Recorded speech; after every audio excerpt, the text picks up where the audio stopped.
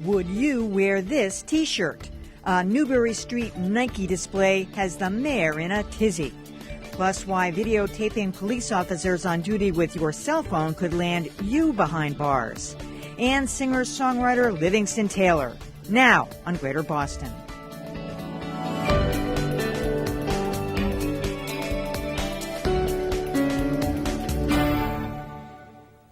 Good evening. A stroll down Newbury Street this weekend turned into a crusade for Boston Mayor Tom Menino. He looked into the windows of Nike Town and didn't like what he saw. Jared Bowen has more. Boston Mayor Tom Menino is going on a TEI raid about a new display of T-shirts prominently displayed in Nike's Newbury Street store. Emblazoned with slogans like Get High, F Gravity, and Dope, and dotted with pills, the tawdry tees have the mayor mad.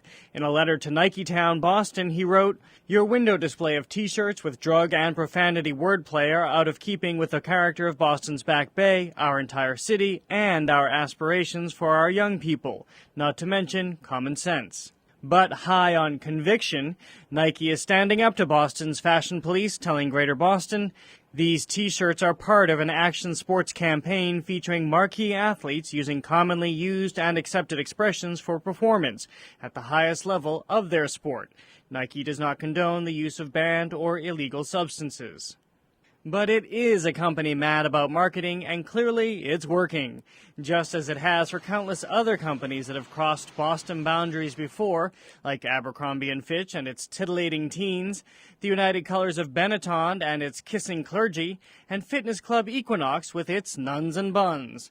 And 5 years ago, the mayor took personal offense to this French Connection ad featuring fighting fashionistas.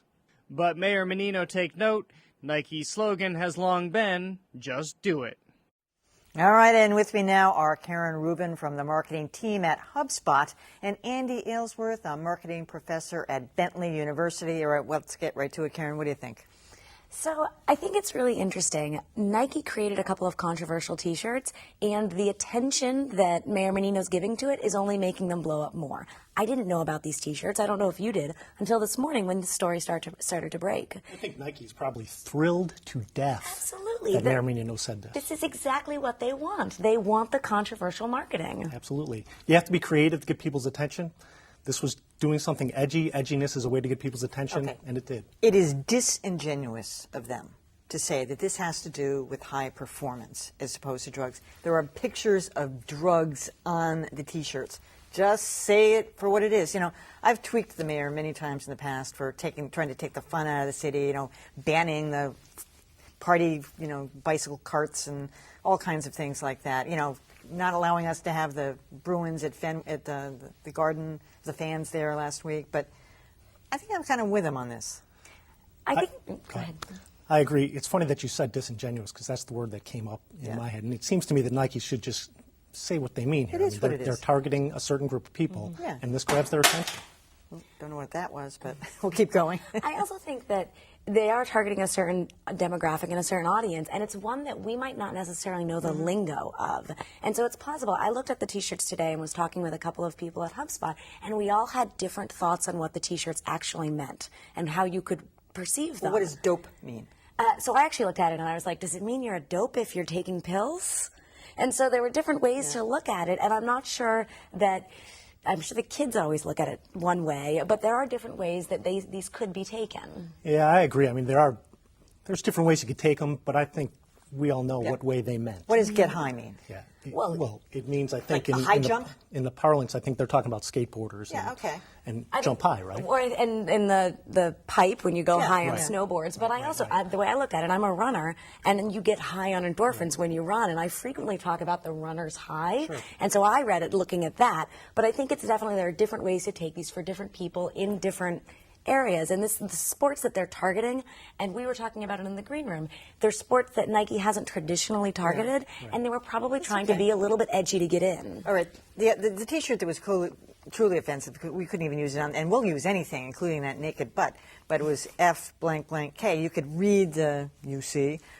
It was Band-Aids, I think it was. What was the significance of the Band-Aids? F, gravity, the UC being Band-Aids. Help me out with that one.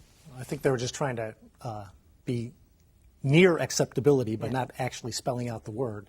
And I could see some of my students using the term F-gravity to explain what they do in in an extreme Sure. sport. No question in my mind. Oh, absolutely. And if you watch the X Games or the Olympics, when you're watching these ridiculous jumps that they're doing on the half pipe, they are, not paying attention to gravity. You know, when the mayor says it sort of defies common sense, and it's profane. I mean, why not defy gravity? I mean, you have a 6-year-old. Are you going to let them wear how about that T-shirt? F gravity, and it's not just F. It's right. The Not my UCK 6-year-old. too, huh? I wouldn't let my 6-year-old, but when she's 18, which is who this targeted at, I think she'll get to choose her own T-shirts. Really? See, my kid, she may wear stuff, but she's gonna have to put it on after she leaves my house. Well, now she she's might do 27; she can do what she wants. But Well, there you go. So what is the appropriate age when she can make her own if decisions? they're living at home, Well, I haven't gotten to that stage yet. Yeah, so when they're living at But I home. guarantee I'll see some of my students in that T-shirt, that very T-shirt, and these other ones too. You think so? I want to ask that question next. Is this going to be a successful campaign? I think for Nike it probably will be. It will get the point across that they wanted.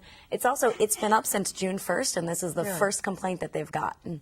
We were trying to find to see if there had been complaints in other cities like Chicago or LA or New York. We actually asked the same question. We heard back from them about 30 minutes ago saying, no, this is the first complaint they've gotten at all, which is interesting. I'm sure there are people walking by who complain, parents who don't want their children to wear these, but no other cities or towns like Boston have complained about it yet. Yeah, it is disingenuous, but they have a right to do to their brand, as we were talking about, what they want, and I think they're kind of taking a little turn with Nike's brand. I question whether or not that was the best marketing move, because this is definitely a change in their brand, and they've spent a lot of money and a lot of time building up their brand. So, I mean, we'll have to see if it's going to be a successful campaign. Yeah, I wonder about that too. It's not the classiest move for their brand, because I'm part of their target audience too. And Nike has historically mostly been, their brand has been fairly classy, as you say. They've had some missteps before. There was one Super Bowl ad that involved a woman being chased by a would-be attacker who outruns the attacker because she's wearing Nike. That was kind of iffy. Yeah. But for the most part, they have been classy, and I don't think this fits that. But they're going after a new target, and this is what might attract that target. All right, we shall see. I don't know if they're going to lose their old target. It was like Karen Rubin and Andrew Aylesworth. Thanks so much. Thank you. Appreciate you coming. All right, when we continue, an arresting development.